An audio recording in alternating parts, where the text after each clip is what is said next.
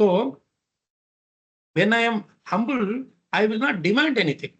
Whatever comes on its own accord, I will take it. They may ask, Prabhuji, what would you like? What would you prefer? No, immediately I should not say, no, oh, I want this. I want roti with dal, khichdi, this, and it should be dipped in ghee. It should be, not burnt. It should be soft. All those kind of things. We can't give a recipe how to do. They know better. Anything that comes our way, just accept it as Krishna's arrangement. That is bhikshu. Vipravasita, again, we said, not being attached. Once what happened, Prabhupada actually was going for a morning walk and he saw in a tree, a lot of birds were there. And he was going to 1-2 days that same direction, and then there were some bird droppings were there on the ground. Then Prabhupada pointed that to the disciples who were coming with him and asked, what do you understand from this thing? Everybody said, oh, Prabhupada, they are birds and this and that. They need to come to Manushya form and all that. Different things they said. But Prabhupada said very beautifully that no, so look at the bird droppings. It actually means even the birds are attached to the tree where they are staying. So you should not stay and get attached to a place. That is what is yati, yati. Yati partanu chintayan, yatinam yatachedasam. I think we have discussed this long time before. That yati means person who is famous, or one who is always, one who is yashasvi, basically. Yati means. Yati means one who is always on the move. Yati partanu chintayan. He's always on the move. He doesn't stay in one place. So when one who is yati, he is always yati. Means one who is always on the move, he will always be glorified. Narada Muni was always on the move, so that's why he is always glorified. He is always received well by everybody. Just because somebody is very kind to us, we don't spend more time there. And just because somebody is not kind to us, we move away from there. No. It doesn't matter whether somebody is kind to us or not. The most important thing is how much we serve them, how much we are able to give or bring them closer to Krishna. If even one step they can come closer to Krishna by our presence, then that is a win for us. Even if one step, it need not be like they should become overnight, they should become pure devotees. First of all, we have to be pure devotees in that. So this is where this line is so beautiful. It is repeated twice. The same line what Vyasadeva is telling, Narada Muni is also repeating it. Bhikshu bihi vipravasite. They don't stay there. They just move. After the Chaturmasya is over, they started moving place to place to place. They will go, probably they will do some katha, Mahabharata, Ramayana, Bhagavatam, that katha, some katha they will do. And from there they will move somewhere else. You see, this is how they were living. And the same Bhikshu is also used for our Avanti Brahmana. It's called Bhikshu Gita. That Avanti Brahmana song of the Avanti Brahmana, no? That is also called Bhikshu Gita. So why? Because he lived a pronounced life. He lived anything that comes, I will just accept it. That is what Bhikshu means. Beggar does not choose. Beggar is not given a choice. It's a beggar anytime given a choice. Whenever they come asking something, they will just come and give whatever is there, whatever they made. The beggar never asks, Mata, please give some little more gulab jamun and some other sweets, jalebi, some other sweets you please give. They will not ask. Whatever they are getting is Krishna's mercy. They just accept and go. Nowadays, beggar beg means they demand. Don't give me prasadam, give me money. Like that they beg, right? So these real bhikshus, they just accept. Whatever comes is Krishna's arrangement. I have seen such bhikshus in Dwarka. In Rukmini temple, in Dwarka, you know that Dwarkadish and Rukmini are the two separate temples. Dwarkadish is closer to the Gomti Dwarka thing, and Rukmini Devi is little about 2-3 kilometers away from there.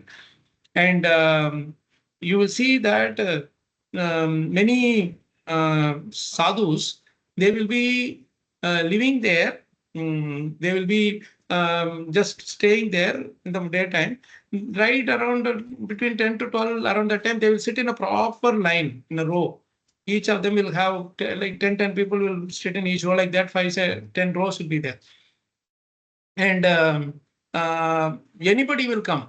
Some days nobody will come. Some days people will come with a lot of nice prasadam. So our devotees in ISKCON Dwarka, they arranged for daily khichdi prasadam to be served to them, and that also they will just take it in a bowl or something they have, and they will keep chanting Jai Rukmani Devi Jai Dwarkadish Ki Jai, like that. They will keep chanting loudly until we give, and then they will take prasadam very quietly, and then they will move on. They are sadhus; they just move and wander around and stay in the dham only. Whatever they get, they don't have any account or any paisa or any money, nothing with them. Their life is only there. Wherever they find space, they just sleep.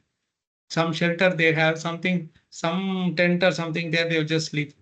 Imagine staying like that in a harsh weathers also. But people used to stay like that. So that is why Shubir Vipravasite, very important. I saw a couple of hands raised also. Somebody raised their hand in between, I guess. I raised it, Prabhuji. Yes. Hare Krishna. Hare Krishna, Prabhu. So who was that? I was there, Prabhu. Gaurav this side. Yes, Prabhu. Yes, Prabhu. You raised your hand, na? Yes, Prabhu. Please go. So, Prabhu, actually, we have moved ahead. Regarding the previous topic you were discussing, the Bhikshu Vipravasite. So, just wanted to, Prabhu, know, I mean, over the time, what we have seen is, जिसको हिंदी में आतिथ्य बोलते हैं, I mean, the being the host. So, how should we host somebody in a Krishna conscious way, Prabhuji? Hosting somebody in a Krishna conscious way, right? A very nice question, Prabhu. So, hosting somebody in a Krishna conscious way, we can learn from someone like Pitu Maharaj or Ambarish Maharaj, or Yudhishthira Maharaj, or Parikshit Maharaj also. All of them teach us how to host. Even Bhishma Dev teaches us how to host. Even if you are in a most difficult condition, very miserable condition, and you are not in your home, but still he welcomes all of them with both his hands. So because of this loving expressions, loving words, first and foremost thing is our words, and it is very loving, then that itself will create the bonding and relieve all the troubles and miseries that that person who has had on the way, all the way coming. Actually, it is a very important thing to note. Those who are coming, they should understand the challenges that the host will be facing, because they are used to certain set of people. Suddenly, someone is coming means they have to adjust so many things, right? That is one thing. So for that sensitivity should be there on the guest who is coming, and the host should also feel that, oh, he has come all the way, because you get used to a place, you are more comfortable, isn't it? Always we have that. So when somebody is always on the move, they are doing a lot of austerities to come. They don't. Their plans will change suddenly, and are they while on the move, you have any health issues, it's very difficult to sort them out, and you have become a burden on the person who is hosting you. And apart from that, yourself also, you are not simply going, eating, sleeping, and coming back. You have to do service. You have to do some seva, whatever seva that is, right? So that service to help others also gets stopped. So we have to be very, very sensitive to all these challenges that the guest who will be facing, because it's not easy to keep moving, especially when you have to do the seva constantly. It's not so easy. If you are fixed in one place, tomorrow I have to get this milk, rice, these things, etc. I will make all these things. So there, little bit of comfort is there, and you are used to staying in one place, and you are not worried about that part. But the Guest who is traveling from a long distance and all that, they will be having all these challenges. So Atiti Devo Bhava, that is the simplest thing, right? So in Bhagavatam also, how to treat Atiti is all given very nicely. One who is coming Atiti means without any titi, without any prior information they are coming, then they should be treated as good as Lord Vishnu himself coming. That's a nice verse, I will tell you. How one should treat each one of them. Brother as Indra, father as Brahma, like that. Where does it come? I think it is in that Uttarasura thing, the Vishwarup. In terms of understanding each other, Prabhu, you shared one verse like right, that 6, 10, 6. 6 and 6 is, yeah, that is also there. Always like one who is asking for something should always feel the pain of the others. One who is giving something should also ask the pain, should also be aware of the pain of the one who is seeking, right? That is always that goes. But specifically about Atiti, there's a verse, Prabhu, please hold on.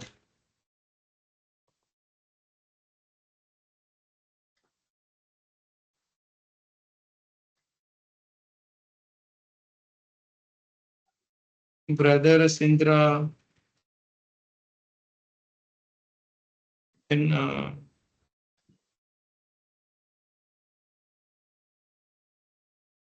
let me search. Sometimes when you don't use the shlokas frequently, we get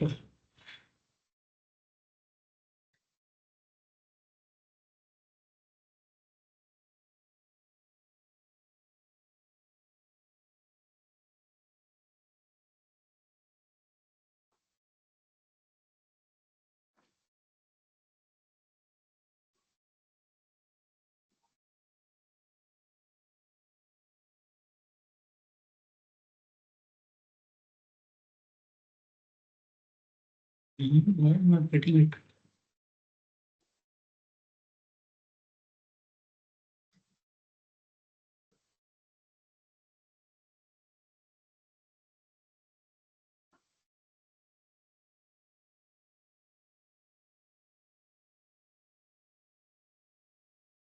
Vijay, is it 8:16:6? Sorry? 8:16:6. 8:16:6. No, Prabhu. I think usually it comes in the sixth canto. Okay, okay.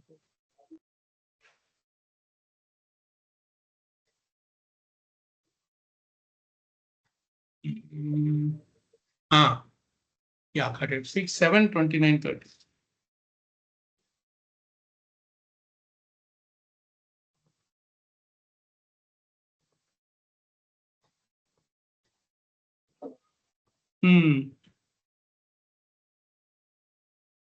Yeah, yeah. It was a nice one.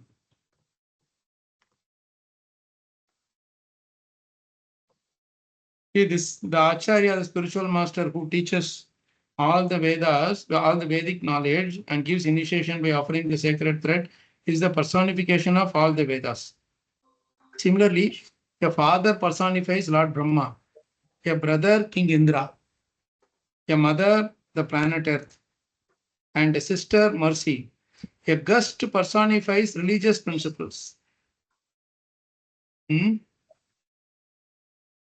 Dharmasyatma atitihi swayam. Dharma, basically. An invited guest personifies the demigod Agni, and all living entities personify Lord Vishnu, the Supreme Personality of God. So this is a nice verse also. This is about how guest personifies all religious principles in Dharma. And Dharmaraj himself. So this is one thing that I just share. So basically understanding like 6 and 6 verse we talked about, right? So we should understand others pain more than ourselves. So when we give that importance, naturally we will have a bit more of a seva bhav, right? Okay. Piyush Prabhu was telling something.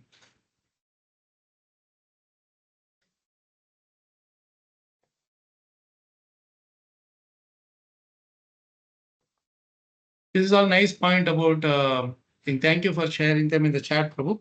Don't want to get distracted from the thing, but I would love devotees to please read these things and uh, uh, and digest the message, assimilate the message. So Bhikshubhir Vipravasite. Next line, what is it? Vijnana Adeshtubhir Mama. See, the same lines are repeated, the question also and answer also. If you see the question also, Vyasa in the second, in his very first question is Vijnana Adeshtubhir Tava. And here is saying Vijnana Adeshtubhir Mama. Right? Vijnana, Prabhupada always tells beautifully scientific spiritual knowledge. Same thing, scientific knowledge in transcendence. There also, here also, scientific spiritual knowledge, scientific knowledge. Why it is scientific knowledge? Why not simply knowledge? Because it works practically. Sorry, Prabhu, louder, please. Because it works practically. It works practically, Mataji, yes. And not only that, it is something which can be tangibly experienced. Something which can be tangibly experienced. That's why it is called scientific. The effect of chanting you can tangibly experience. The effect of the knowledge we tangibly experience, isn't it? We can experience it ourselves, like how we are tangibly experiencing the hunger going away and nourishment happening when we take prasadam, right? When we honor prasadam, isn't it? So naturally, there is in a similar way, when we experience when we gain knowledge, when we meditate on it, and as Mataji said, practically applying it, you will experience the effect of it. It's not something like I got it, but I didn't do it. But I couldn't understand ABCD. No. And another thing, Swapna Mataji nicely says, it can be repeated. Like scientific process, they are repeatable. They're repetitive. I mean to say, every time you repeat, you will get the same. When you follow the process exactly, then we will get the same experience. When there is any shortcoming in the process, then it's a problem. Narada Muni tried first. He on his own he got it, but the second time he tried. But at that time, what was the missing point between the first and the second point? Second part. First time he tried to see, he followed the thing. It's going to come, of course, but we know the story. He followed the method as taught by this Bhakti Vedantas. He got Krishna's darshan for Rakshana. But the second time he didn't. He tried the same thing, but he didn't get it. So what is the difference between the first and the second attempt? We say that first and second attempt should be the same as per the Vijnana.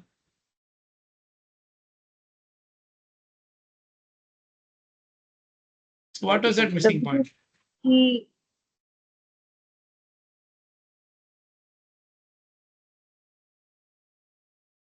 Is it Hare Krishna Prabhu? Is it Yes. that he thinks that it is by his endeavor, by his endeavor, he can see the Lord or he can have darshan of the Lord, but means he has thinking Dependence on he is Krishna's the- mercy. yeah. Dependence he's on thinking that Krishna's mercy was absent in the second attempt. Because he thought that, as you rightly said, Prabhu, he thought that by my endeavor I will get it done. Yeah. Right? That is what Krishna wanted to show, that you may do whatever endeavor you want, but at the end of the day, everything ultimately is becomes successful only by my mercy. So that constant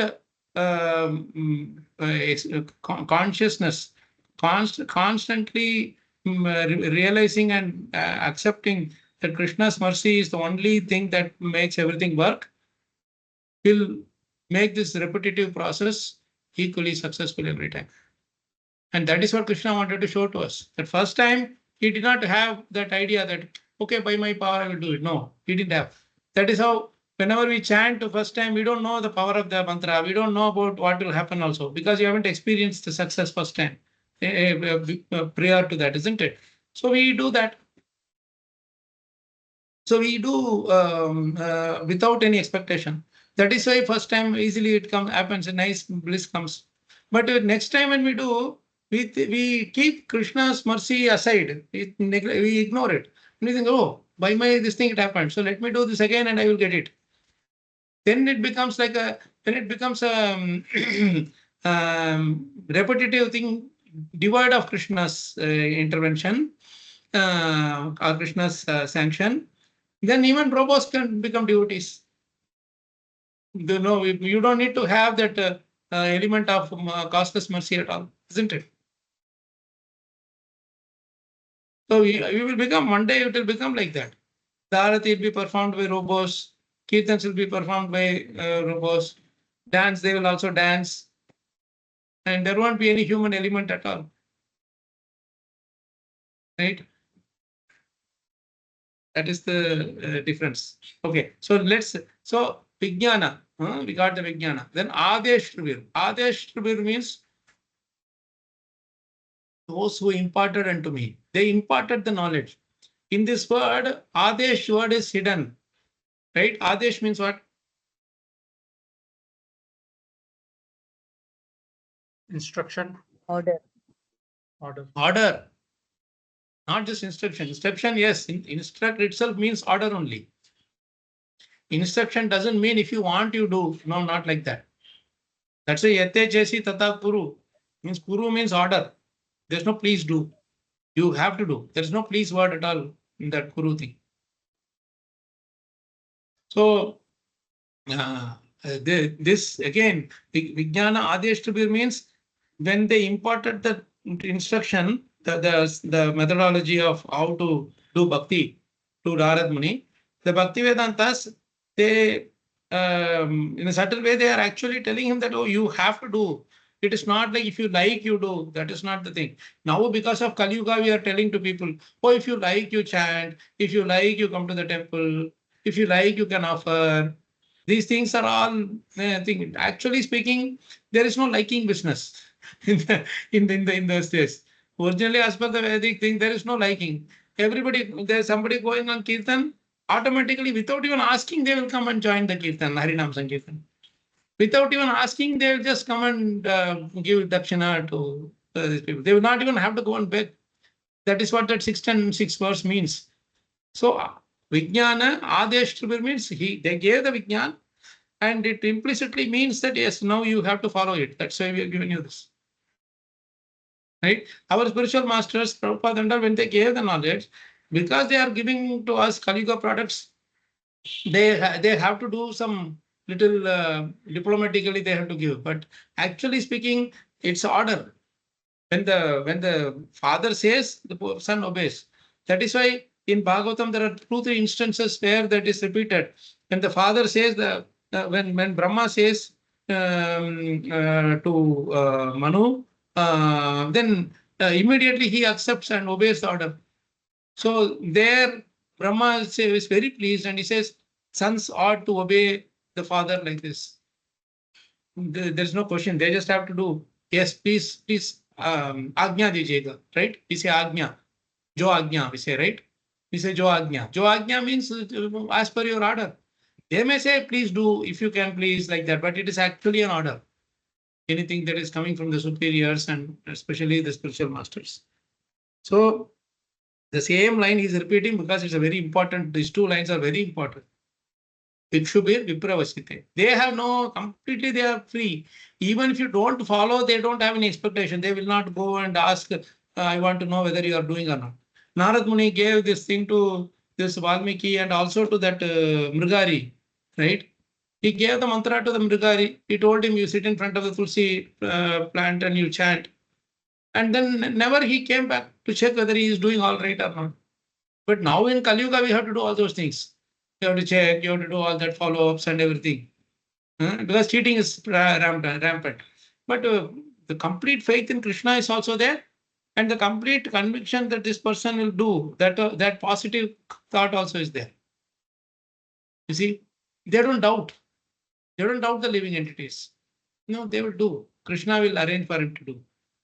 They are not confident or overconfident about their potency or their purity, whatever. They are more confident about the connection between the Lord and the living entities.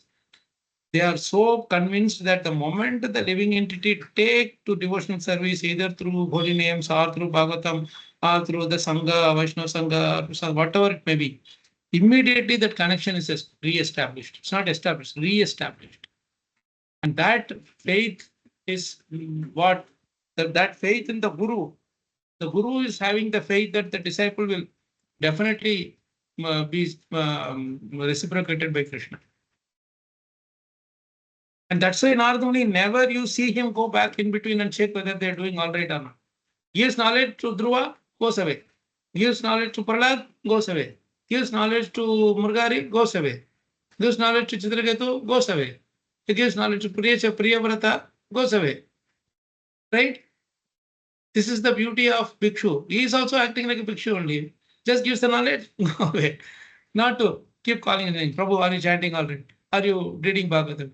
If they have any problem, they will on their own, they will call. That faith has to be there. Or even the little that they've taken, they may forget sometime in between. So once in a while when we go, you just keep doing Bhagavatam. Don't keep asking, are you doing this? Are you doing this? Then it becomes like I am the one who is controlling the whole thing. That subtle controller mentality will come. You see? And on their own, the living entities ask, that's a different thing. But if we keep going and constantly checking, that may be done by some who are authorized to do that seva, like the spiritual master or some senior Vaishnavas who are responsible for certain. That may be, but we should not unnecessarily become a inspector general in between, or our supervisor for everybody. So these two lines are so nice. Vartamano Vayasi Adye. Vartamana means this before this life, means he's talking about his previous life only. Tata Ektat Karasham. I had to pass my life in this way.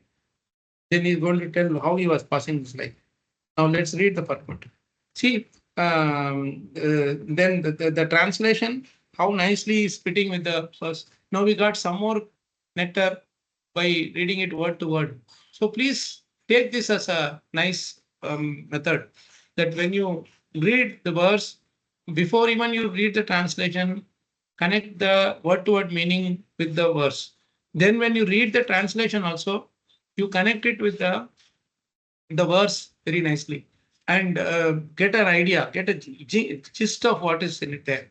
Then when you come to the purport, it will make more sense. Just directly just rushing and just going to the purport will not give you so much taste, you see. You understand? This is like a Prabhupada is giving each verse is like a 7-course meal. First, the soup will come, starters will come. Then after that, you will get the rotis and the sabji and all that. Then after some time, you'll get the rice, you'll get the dal, you'll get the khichdi or pulao or whatever. Then after all these things, then you will get some desserts, right? They're all served in order now. So you don't directly go to the dessert just because you like desserts. Don't just directly go to the dessert, right? You go step by step, then you get a full meal, isn't it? So like that, you go step by step. Each word, before even you go to the word-to-word meaning, go to the Sanskrit and try to understand these words. These two words, you see, these two lines, first two lines are repeated from the second verse directly. So Bhikshu Bihi Vipravasiti. There is saying great sages, here also great sages. So, but then Bhikshu word we know in our Sanskrit word because we are used to that word in our mother tongues. So like this, you should take, bisect the words and then understand why here instead of saying sadhu bihi, why is saying bhikshu bihi. There are certain kinds of sadhus who are bhikshus. So they are so much more convinced about Krishna's protection. You know, avashya rakshibe Krishna, Bhaktivinoda Thakur says, na, Vishwashapala. So definitely Krishna will protect.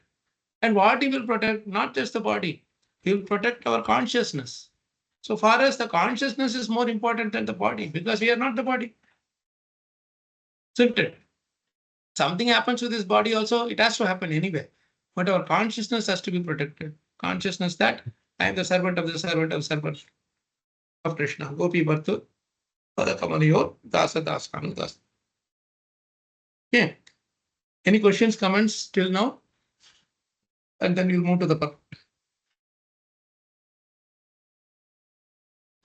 Hare Krishna, Prabhuji. Yes. Prabhuji, Yes, ma'am. Srila Prabhupada also practiced this Bhikshu Bir Vipravashite. Sorry, Mataji, how to practice, huh? No, Srila Prabhupada also, when he joined this after leaving Grahastha Ashrama, wherein he writes in his Leelamrita, in my initial days, in my childhood days, everything was provided to me by my material father, and I was very affectionate. My spiritual master was also very much affectionate to me. And then he, once he left the Grahastha Ashrama, he very much practiced this Bhikshu Bir Vipravashite. Very nice point, Mataji. Thank you for bringing it up. And Prabhupada personally himself did that, isn't it? But he also went and did Madhukari. And what Madhukari he did? He asked for pen and paper. He didn't ask for prasadam. He didn't ask for milk, roti, dal. He didn't ask for that. He asked for pen and paper. We didn't have that also. He left everything and came. Isn't it? Rupa Goswami, Sanatan Goswami, all the Shad Goswamis, they were all millionaires of those days. Raghunath Das Goswami's father owned half of Calcutta in those days. Half of Calcutta, imagine how huge that is. And he came and stood in front of Jagannath Puri and in the Jagannath temple, and he was, getting just 2-3 drops of buttermilk. How much is that vairagya? You may not be able to follow these things, but at least constant hammering of these great personalities, their valorous deeds, we should keep remembering to rejuvenate our faith in this process. Otherwise, we will get used to these things, because nowadays when our going to Dham has become like a picnic only, isn't it? We go, we just call somebody and book the accommodation. Now people come and pick us up also. Then people come and give us prasadam also. And they take us from one place to another. And we just go around the Govardhan Parikrama also we do, or whatever. In Govardhan Parikrama also we have to make arrangements for prasadam and water and everything. And then where you can rest a bit and all that. Actually speaking, all these, provided our body, some of us will have challenges with our own, the bodily thing. That's a different thing, of course. Those exceptions are always there. But one thing is always that when you extend yourself, in spite of that bodily limitations, Krishna will extend himself. This time, when I was there in Vrindavan last month, we had I was so tied up with the classes that I couldn't go to any places also. So I was just telling the devotees, the class devotees one day, I think the Sundays or Saturdays, I think I was telling that always when I come to Vrindavan, I do one day Govardhan Parikrama, but this time it looks like I may not be able to do. Then the devotee said, "Oh, why not we go do parikrama and sit in some place, and instead of doing our classes here, we can do our Bhakti Yoga class there also." So I said, "Yes, it's fine." Then we all planned nicely the next day to go, around 6 o'clock, like that. But to our surprise, it was Krishna's arrangement that heavy rain was there the previous night. So the devotees were also excited initially. They said, "Oh no, looks like Indra doesn't want us to go. Indra doesn't want us to enjoy." I said, "Whatever Krishna arranges, we'll just do it in our classroom only." So on Sunday we did it in the classroom only. So the rain was there, but we were busy with Bhagavatam, so we didn't mind. The next day, that is Monday, that was the only day available for me, because another 2 days after that I will leave. So Usually, after the Mangalarti, I go to Prabhupada quarters and sit there and chant. So when I go there, normally one of the devotees who comes to the Bhakti Vaibhav class also on Brahmachari, he also usually comes there. So before we were going inside, we were sitting waiting in that Govinda's restaurant, that place, guest house area, because the door is not open yet. I just went and suddenly it just struck me, Prabhu, I feel like going to Parikrama now because our class today is at 1 o'clock. So if we go at 5:30, 5:15, 5:30, we can come back before this thing. So would you like to come? That Prabhuji, Panchajanya Prabhu, very nice duty with his brahmachari. He said, yes, Prabhu, let's go. Just instantly he decided, well, fine. Then we both said, okay, let's go. And we just decided and we went. And nothing, no plan, nothing. We just went straight 5 o'clock. And then we started the parikrama with nothing. The whole of the parikrama, we didn't even drink water. Only one final place just before we were ending, we just took our sugarcane juice, 1-2 cups, that's all. And we didn't feel hungry at all. We didn't feel any problem, like skipped breakfast, skipped lunch also, but we were so blissful. Early morning when you go and do this. And this is how the austerity helps actually. I just wanted to share that just to an idea that this is the austerity's help. So when we explained a little bit, then the other thing automatically it is bestowed also by Krishna. Right? So let's read the. Thank you so much for that, Vijay Mataji. So let's read the purport. Maybe Mataji, would you like to read? Or anyone else would like to read the purport? Yes, Prabhuji. May I read? May I read, Yeah, Prabhuji? Yeah, please read. Is Raghav there? Yes, Prabhuji. Jai. Raghav ki jai. Do you want to read? Yes, Prabhuji. Please go ahead. In his previous life, when Narada was impregnated with spiritual knowledge by the grace of the great sages, there was a tangible change in his life. Although he was only a boy of 5 years, that is an important symptom visible after initiation by the bona fide spiritual master. Actual association of devotees brings about a quick change in life for spiritual realization. How it so acted upon the previous life of Sri Narada Muni is described by in this chapter. Okay, now explain us what Prabhupada has said here. Explain to us.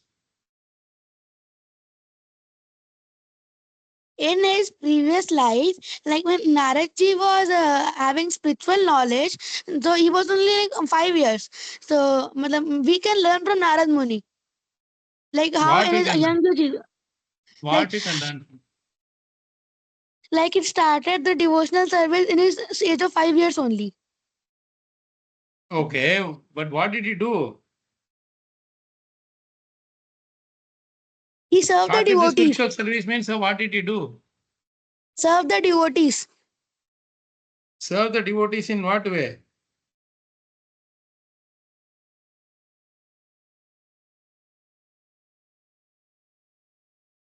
ब्रह्म जी समझ नहीं आ रहा वाक्य.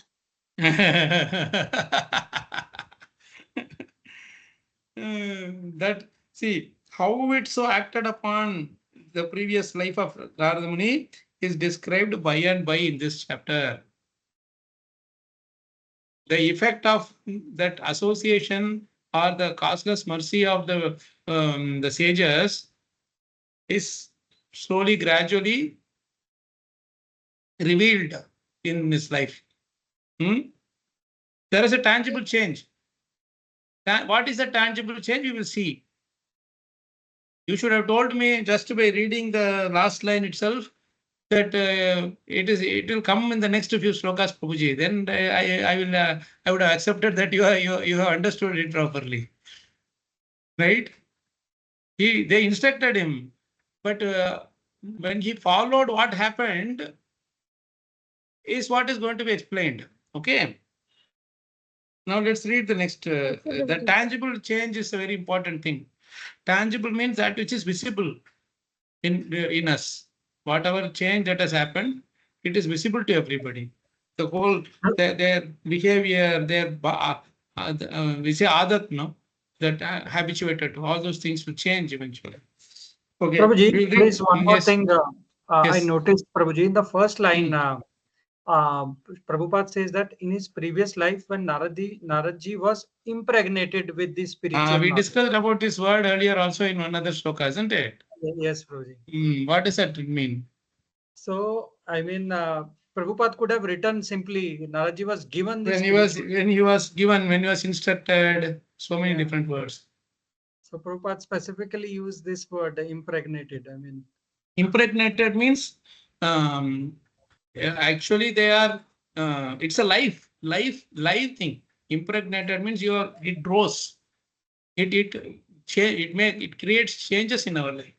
When the child is growing in the womb of the mother, there is a tangible change. And not only that, when the child comes out also, as the child grows, the mother also changes. The mother's behavior, the mother's understanding of this world, understanding of themselves, everything changes. Considering everybody around us, everything changes as a result of the child growing. Right? And when the child becomes a nice devotee, then the mother also becomes inspired by that and become devotee. Isn't it? So it's a very nice point. Thank you, Prabhuji. Impregnated actually means Krishna and spiritual masters are investing that the spiritual. It's a spiritual rejuvenation. Rejuvenate means enlivening.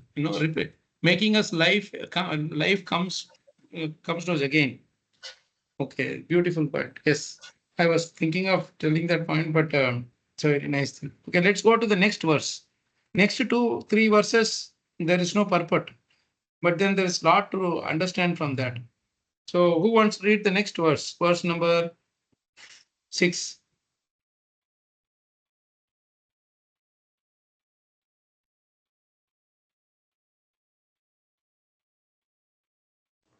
I read, Prabhuji?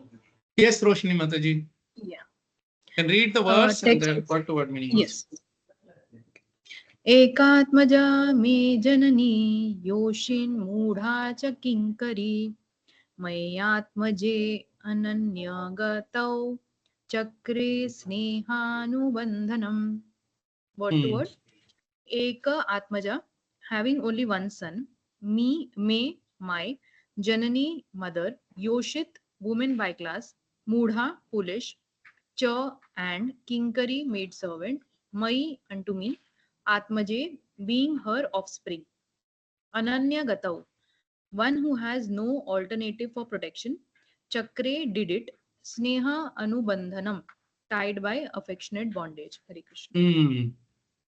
Very beautiful verse this is. Janani means mother, his mother. Ekatmaja, Narada Muni is the only son.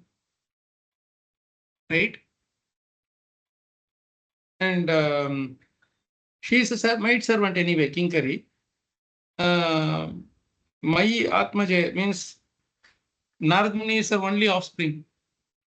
I mean, only son, only child. And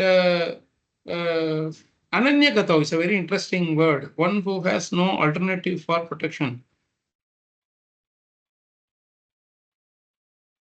It's a very interesting word here. Nice depth in it to discuss. And she Sneha Anubandhana means tied by affectionate bondage. Means like the bondage is there, like I am your mother, whatever you want, you will come to me only. A child also feel that way, that oh, whatever I want, I will go to the mother only, father only. Father is not there, only mother is there. She's a maid servant. And so she is also bound by attachment to the son, only son. And the son is also bound by that only attachment to one mother, so only my only relation here. Right? So please read the translation, and there is something very interesting. I will see if you have also found that same interesting point there. Yes, Roshini Mataji, can you read the translation? Yes, yes, Prabhu. Translation. I was the only son of my mother, who was not only a simple woman but a maid servant as well. Since I was her only offspring, she had no alternative for protection. She bound me with the tie of affection. Okay, now this Mudacha Kinkari, Prabhupada translates the word Muda as foolish, correct? But in the translation, he nicely says, was not only a simple woman, but a maid servant. Simple woman. He doesn't say foolish woman. He uses the word simple woman. See, this foolishness here, that's why we should understand Prabhupada. I mean, more than understanding, we should relish Prabhupada's the smartness here. It's not smart, it's more like clever thing here, right? He uses the word foolish, but that foolishness is not always what we think as foolish. Here, the foolishness is more of I have no one other than you, you have no one other than me. That kind of a mindset. So that is a simple woman. She doesn't know anything beyond that circle. We are the only two people in this family. We don't have anyone else other than this. Most of the time, that is a mentality of generally about those, especially those Matajis who don't they don't get to like some professional career or whatever.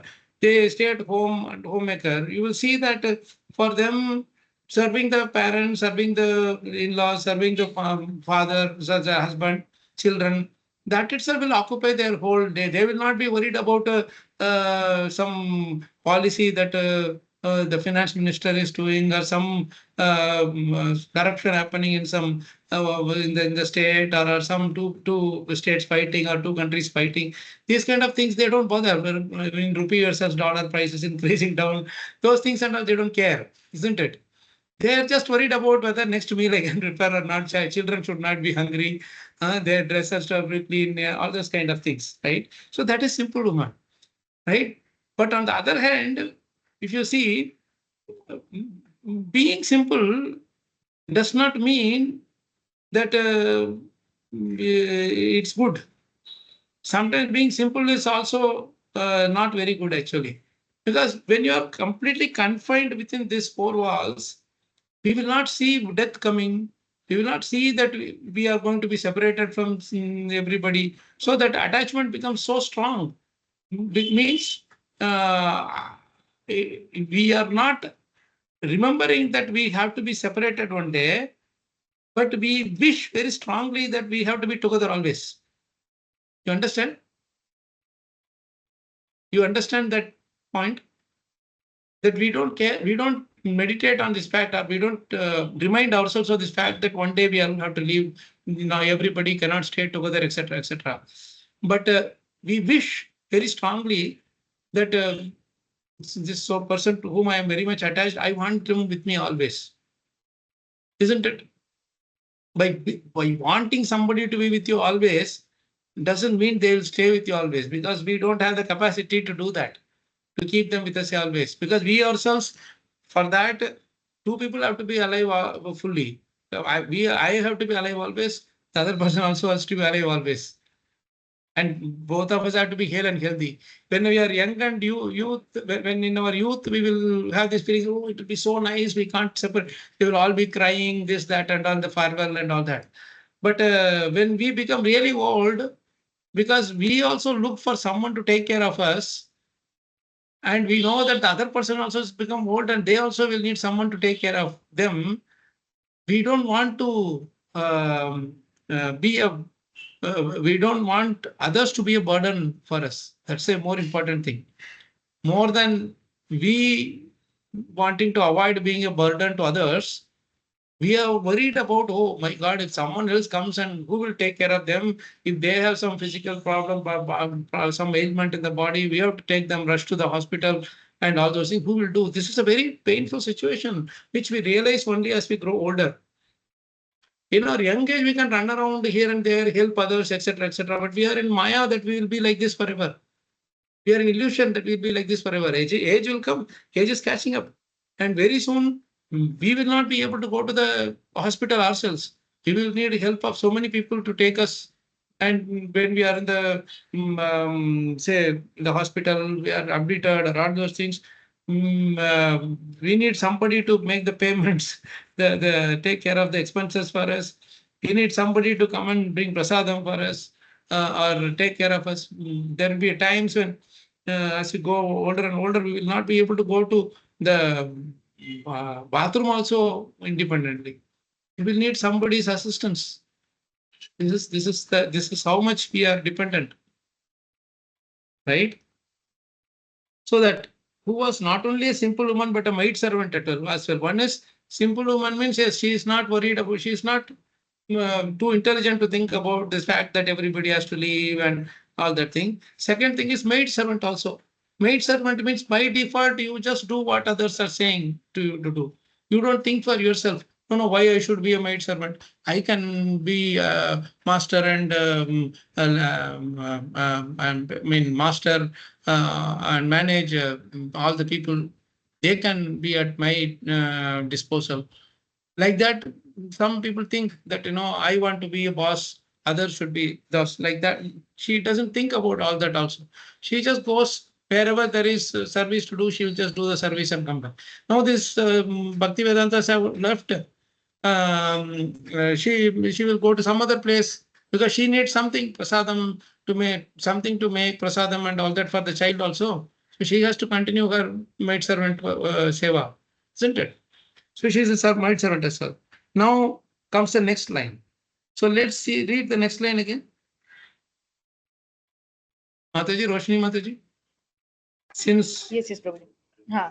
Since I was her only offspring, she had no other alternative for protection. She bound me with the tie of affection. So what is this word meaning? She had no other alternative for protection. Very interesting word it is. A phrase it is. Like Prabhuji, it is said, no, like every woman, when she is not unmarried, she is under the protection of father, and when she is married, husband, and when husband is gone, then the son. So is it that way? Well, but here the child is very young. He is hardly 5 years old. So how can he protect the mother? And father is not there. Husband is also not there. He is her only relation. So what does this actually mean? One who has no alternative for protection. Hare Krishna, Prabhuji. Yes, Mataji. Prabhuji, here I feel is that the basic karma of the soul is to serve. Sorry, basic? So your basic karma of the soul is to serve. Right. So here the only person she is able to be close to is her son. So she is only serving and getting attached to the son. So this is what I understood from this sentence. Nice, Mataji. Nice perspective. Yes. Now, there is a couple of interesting things here. One is one who has no alternative for protection actually means two things. One is like you protect somebody by like you said, like Mataji, you said, by our nature is to serve, right? That service is in one way, it is a protection, right? We protect others when we want to serve somebody prasadam, we protect them from hunger. When we give some, say, place to stay for somebody, we protect them from say, inconvenience, or give some good shelter, right? So the nature, our nature is always to do something to protect others. That's what service actually means. Right? When we serve to protect others. Right? You give a ride for somebody from one place to other place. We protect them from inconvenience of going some other place, and we give them the service. Right? But the thing is, this protection is given with this mindset that when I protect somebody today, that person will protect me some other day. when I am old. So that is where the material thing stands. At the material level, that is how it stands. That is how naturally now we say that this child, I have to take all the austerity to grow them so that in my old age they will take care of me. That's the natural tendency, isn't it? In anybody, even though we see the reality of life nowadays that the children are all independent and we don't have to, we can't depend on them. We can't take it for granted that they will protect us. Nowadays, old age homes and orphanage are all overflowing. So the children may just put us in an orphanage and probably just pay the Lakshmi to whoever unknown people who was to serve us. That's the harsh reality of Kali Yuga. That's another thing. But by and large, even now, we see majority of the families, why that family they are taking care of their children from a material perspective. Yes, that gives them some nice feeling of affection, of satisfaction, etc. But the underlying thing is always that I am serving you, I am protecting you. When there is a chance, when the time comes for you to take care of me, you will take care of me, you will protect me, right? So she had this feeling that except me, Narada doesn't have, this young boy doesn't have anyone else who can give him protection. You see, that is again an illusion. If we think that except me, no one else can protect them, or no one else is here to do this service if I am not there, that is again, we are playing around with Maya. Materialistic thoughts, illusory thoughts, right? That does not mean that we have to be neglectful of our duty. That's a different thing. But we cannot do that service with this consciousness that except me, no one can protect my child. It is true that no one can give love to a child as much as the mother or the father. That is always there. One's own mother and father is the one who can give the maximum love to them, even though it may be sometimes it can be they will overdo or underdo whatever. But no one else can be as loving to the caring and loving to the child as the father and mother. We may just play around with the children for a few minutes or half an hour maximum, other children. But by default, the child will be going to the father and mother only for love, for protection, right? And that gives the parents the satisfaction. Anytime the child comes to them for mommy, give me this, mama, give me this, papa, you give me this, then naturally we feel the pleasure, isn't it? So that implicit expectation is also there. Since I was her only offspring, she had no other alternative for protection. She was thinking that I am the only one who can take care of him, and he is the only one who can take care of me. Right? So this is why Prabhupada is writing so beautifully, one who has no alternative for protection. Right? For us also, this is even when taking care of others, the child, even though the child is not strong enough or powerful enough to protect the mother, but you know what? There's a psychologically, actually, the mothers, when they have their children growing, somehow or other, even if they have some illness or something, they will ensure that they will do the seva. You got my point? Somehow or other they will get, because they may be having fever, they may be having some illness, but still they will go and cook for the children, cook for the family. They will make sure that the dresses are whatever. They may keep some maid also or somebody also to get the things done, isn't it? Why? Because they give more priority to the ones who they are protecting than their own health. So many times they see, suppose you are just going to an office and you are sick, you can easily say that I am sick, I will not come to the office, I am taking off today. But will you do the same thing for the children at home?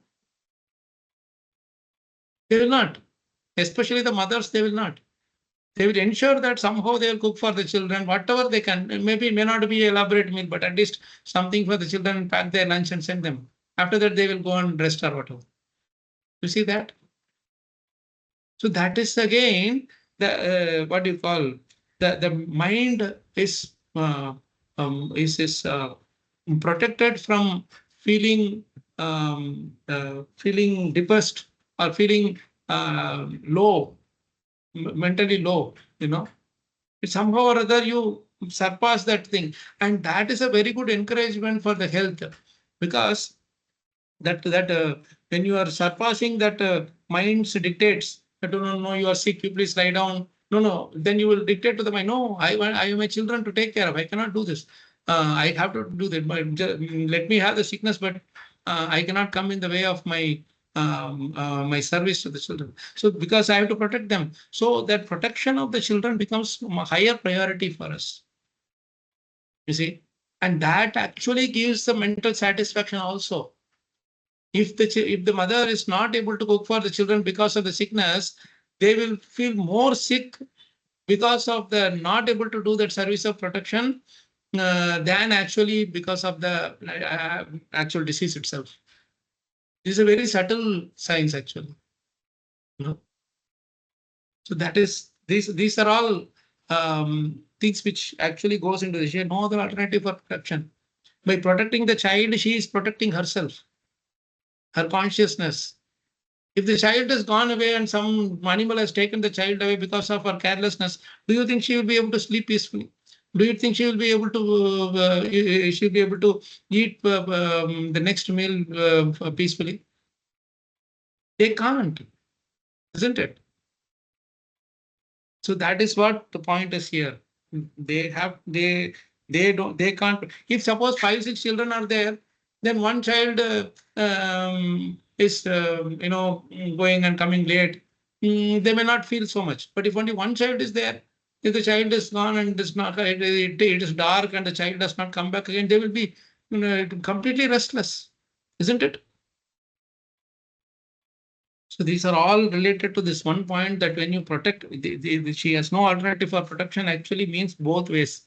She also does not have anyone else other than to protect, which is our natural constitutional position as a from which is the feeling that comes from the soul. It's an emotion that is coming from the soul directly. We have this feeling to protect everybody. That's what when some people they have this tendency to, oh, I have to do this community service, I have to take care of the whole state, I have to take care of the whole district, like this and all. They develop this feeling, right? Why? Because they think that they have the capacity to protect many people. Why people are starting companies? That is one thing, they want to fulfill their desires. Where is that desire for satisfaction coming from? The fact that I'm protecting so many families by giving them job and salary. I giving them safe job and safe salary, right? If the same person has to close down the company or factory and all the people have to be jobless or unemployed, then that guilt feeling will be there in that person, the owner. However he may be in Kali Yuga, it may not be so much, but then that's why Yudhishthira Maharaj is crying like anything, because he was supposed to after the Kurukshetra, right? Why is he crying like anything? Because he was so despondent and completely depressed that I was supposed to protect all these people who were dependent on me, and because of my sense gratificatory greed, I instead of protecting them, I use them as this, what do you call this, protection, or use them in the war to in the I used them in the war to make me the king, and they all died as a result. You see? So this is such a nice point. She had no other alternative for protection. She was thinking that I am the only one who can protect this child. And from that, she was getting that feeling of satisfaction by protecting that child. That also is a protection for her. The child's love, sneha anubandhanam, right? So that tie of affection is protecting her. The child is coming and saying, Mama, I want milk. That is, I want prasadam, I want food. That is a protection for the mother. That's a protection for the father, isn't it? So this is how we have this. We have this relationships. It binds us. But this binding should not be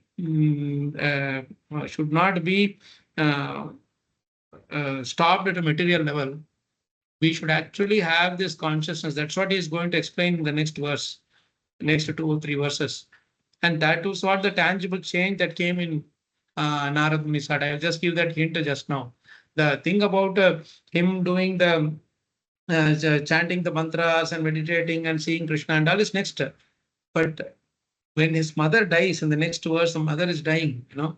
When the mother dies, how he is taking that situation is a result of the Vijnana Adeshtabis. The scientific knowledge that was bestowed upon, the mercy that is bestowed upon by the sages upon Narada Muni. That's the reason, even though he was a small child, without blaming Krishna, he took it in the right way, positive way. That's the biggest lesson in this last. Him becoming perfected in his devotional life and is coming later. But this very important point is this, the starting point itself.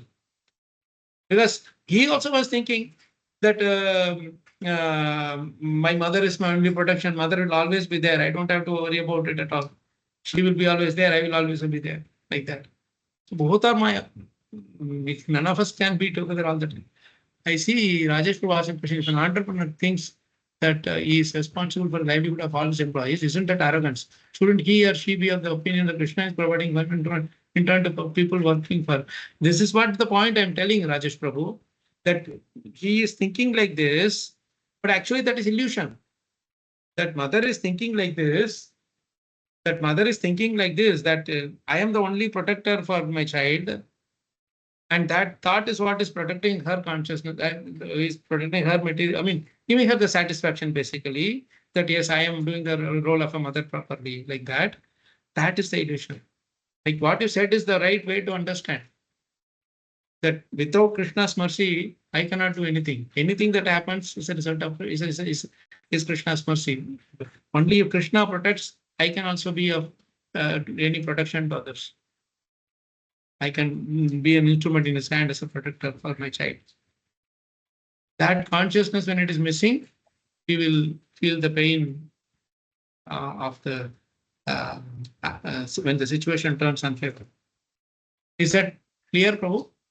Yes, Prabhu. Thank you. This was much clearer than what I thought I understood.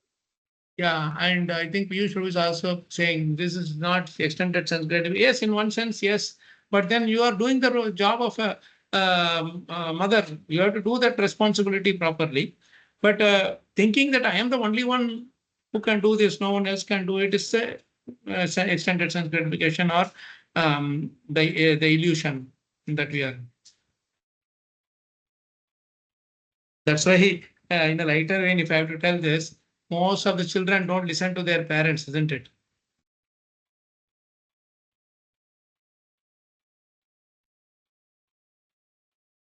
Yes or no? I think Sanjalpati Prabhu will not say because Raghav is sitting next to him. Most of the time, children, when they after a certain point, they don't listen. But you know one thing, they listen to the grandfather and grandmother very much. They are more loving with their grandfather and grandmother, isn't it? Yes. Yes, So that is the Yes, certain Prabhu. sign. Because as father and mother, they think I am the only one who can protect them perfectly. No one else can protect. But the child is getting disturbed by that consciousness, many times. That because of that, too much of this over-controlling thing, over-protective thing, we become too much of a controller. That's why children don't, after a certain age, especially when they cross the teenage and all, they generally don't speak much with their parents, but they speak a lot with their friends, with the others in the family, like especially grandfather, grandmother, and all. They speak much more better. Or some other friends of the father and mother, and they speak more freely. You know, so that is a very important point. It's because it is an extended sense gratification test. So Krishna arranges some over there for us to not get too much absorbed in.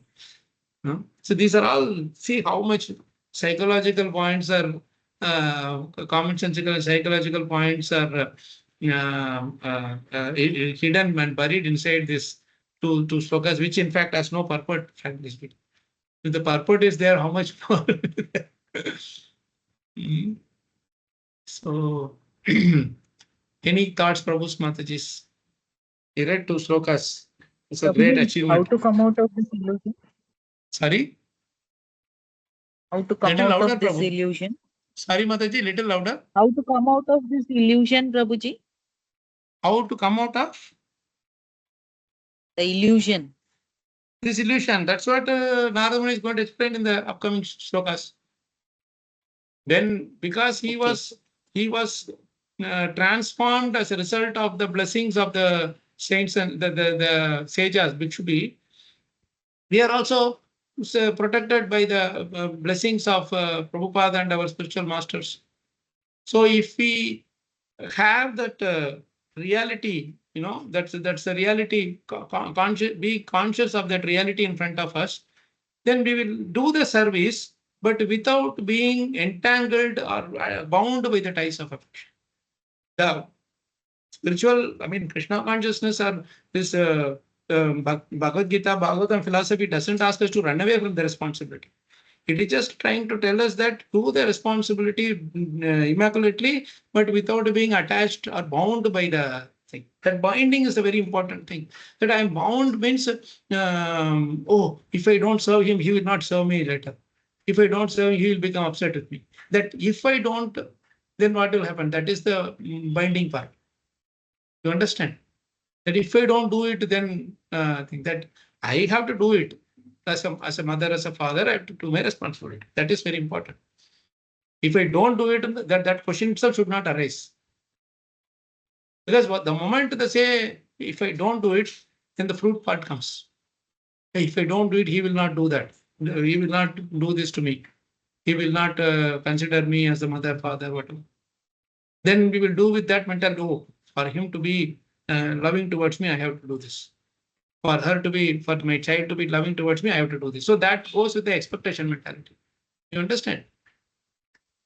Yes. So that has to be avoided somehow. Okay? Okay, Prabhu. And that's where being conscious of the fact that everything is controlled by Krishna is very important. That's what he is going to come in the very next sloka. The very next sloka he tells, Isha Sehi Vashai Loko Yosha Dharumayata. Everybody is like a puppet in the hands of Krishna. That is my Guru Maharaj told us that if you just appreciate these 2 lines, Isha Sehi Vashai Loko Yosha Dharumayata. If these 2 lines you put it into practice in your life, imbibe it in your life is successful. You don't have to worry about anything else. This will bring everything else to us. Bring all the opulences, all the needed things for us to progress spiritually and achieve, achieve the destination ultimately. Yes, Sapna Mataji, you have a question?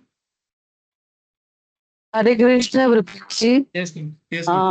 Prabhuji, I'm traveling. Are you able to hear me properly? Yeah, I can hear you.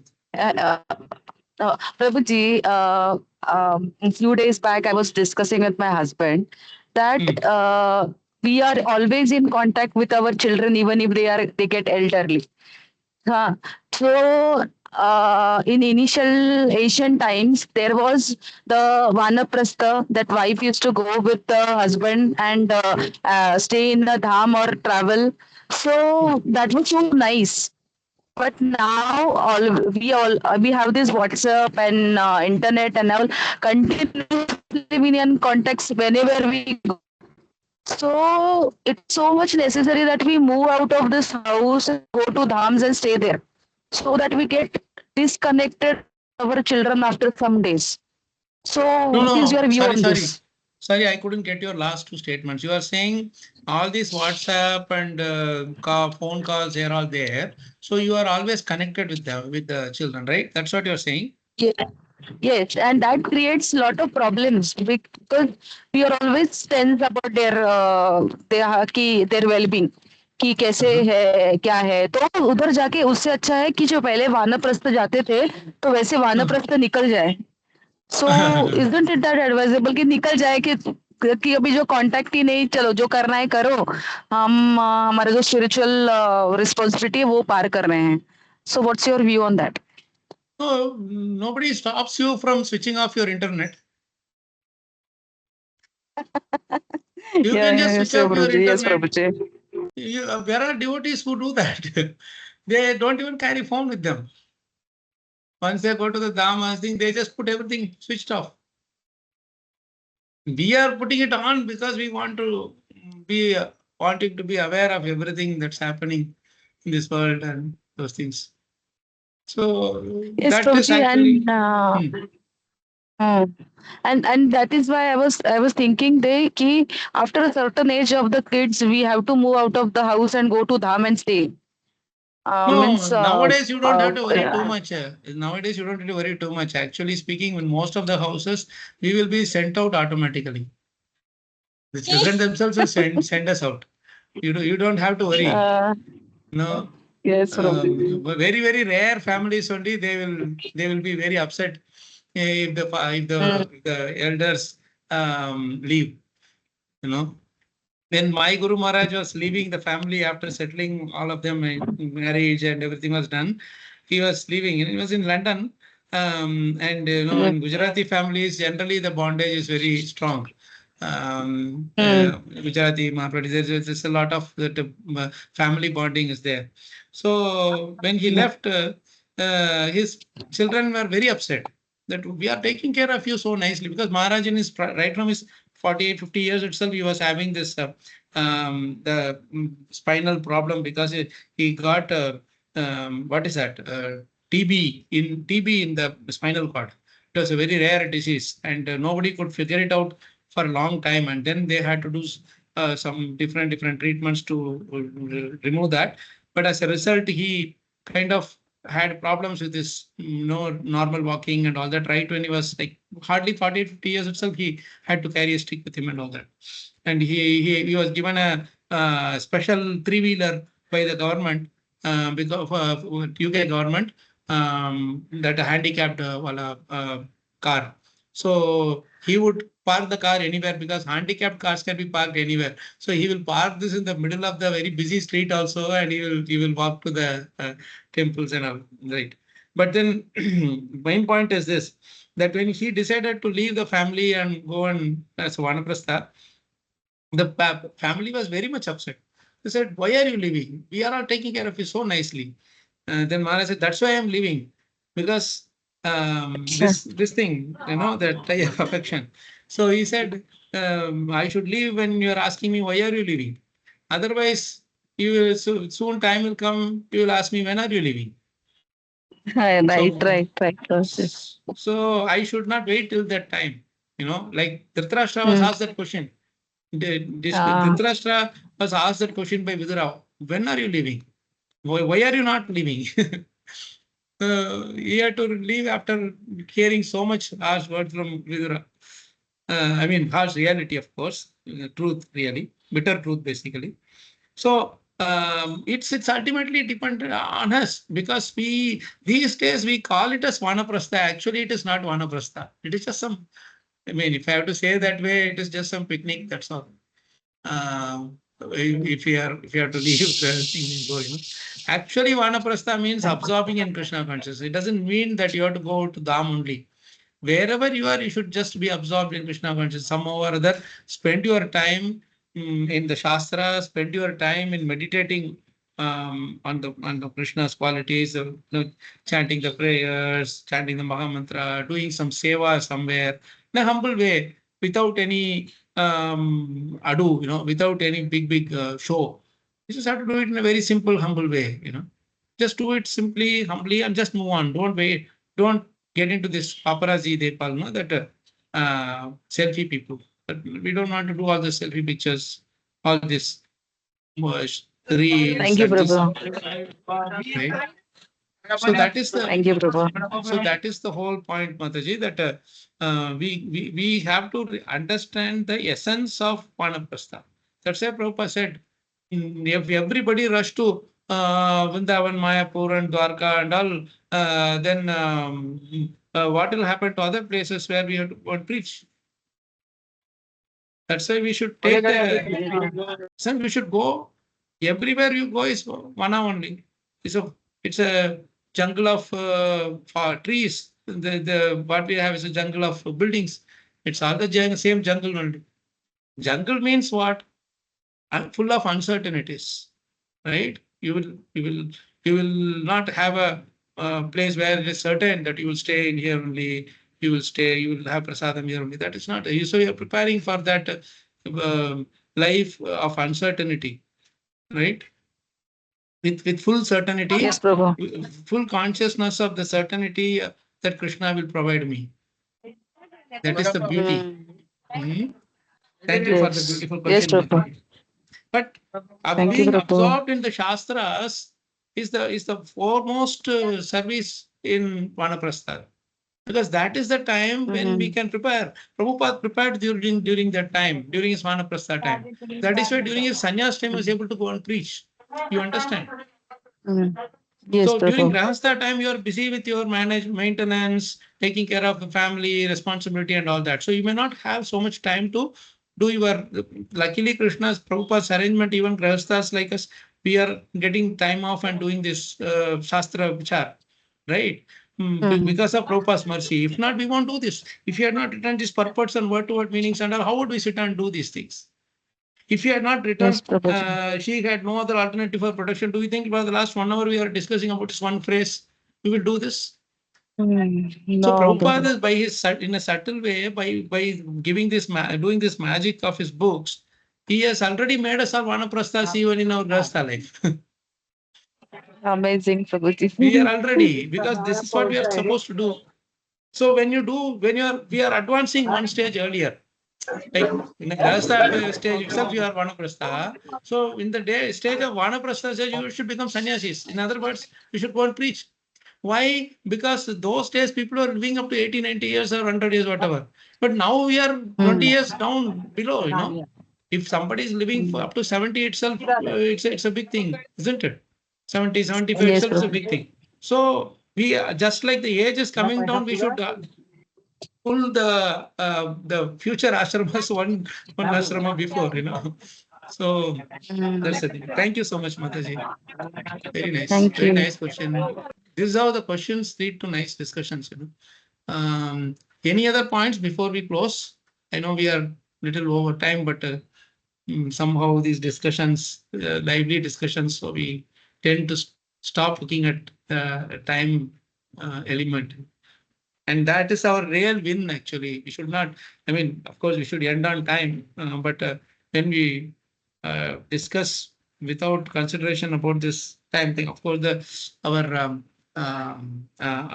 this online thing is helping us. We don't have to be worried about, going back home and this and that. Wherever we are placed, we are able to do this. But it's a boon, really, to be connected like this. And I thank all beautiful discussions that we had from all of you wonderful devotees. Please continue showering your mercy like this. Prabhupada is going to give a lot more nectar as we go along. When he is giving so much nectar without even writing the purport, imagine how much more nectar he would give in the purports. We come to the purports also, right? So we will go to the next very, very important verse, that is the 7th verse. Krishna willing, in our next session. Okay. Thank you so much, Prabhu Mataji. Hare Krishna. Tantra Shrimad Bhagavatam ki jai, Srila Prabhupada ki jai, Srila Gurudeva ki jai, Janatapati Vaishnava ki jai, Tagore Premanande, Hare Hare Guru, Anchakapati Vaishnava. Thank you so much. Hare Krishna. Thank you so much, Prabhuji. Thank you so much. Hare Bol, Hare Krishna Raghav. Hare Krishna.